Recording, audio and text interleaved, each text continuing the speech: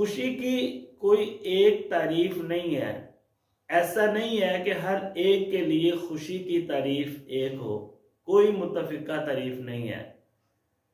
Doctors کے نزدیک، نفسیات کے نزدیک خوشی کی تعریف کچھ اور ہے.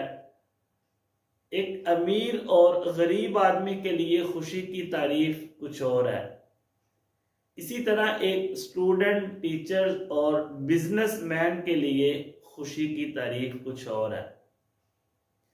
یہ خوشی ایک انفرادی معاملہ ہے.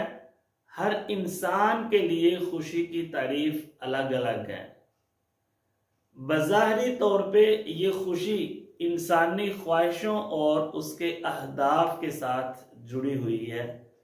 کسی انسان کی کوئی خواہش پوری ہوتی ہے تو وہ خوش ہو جاتا ہے.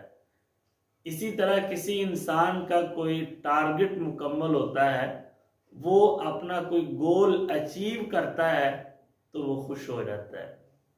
لیکن یہ ساری عارضی طور پہ خوشی ہے. حقیقی خوشی کیا ہے؟ وہ اصل میں انسان کی ذہنی کیفیت کا نام ہے.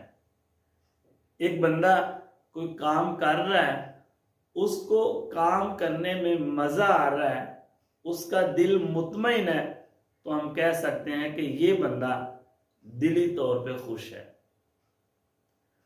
خوشی انسان کو نظر نہیں آتی، یہ محسوس ہوتی ہے. سکون، اطمینان یہ نظر نہیں آتا، یہ محسوس ہوتا ہے. یعنی یہ ساری چیزیں نظر نہیں آتی مگر اپنا وجود رکھتی ہیں.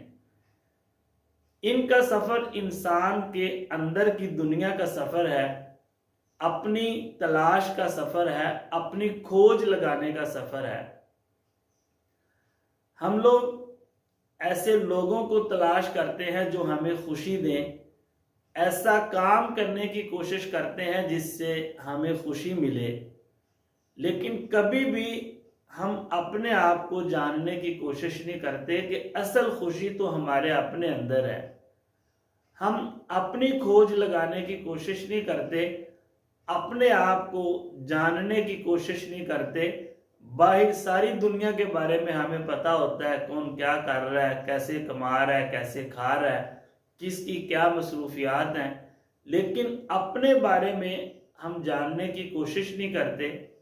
یاد رکھیں، جو بندہ اپنے بارے میں جاننے کی کوشش نہیں کرتا، جو اپنی پہچان کو، اپنی تلاش کو اپنی ترجیحات میں شامل نہیں کرتا، اسے حقیقی خوشی نہیں ملتی.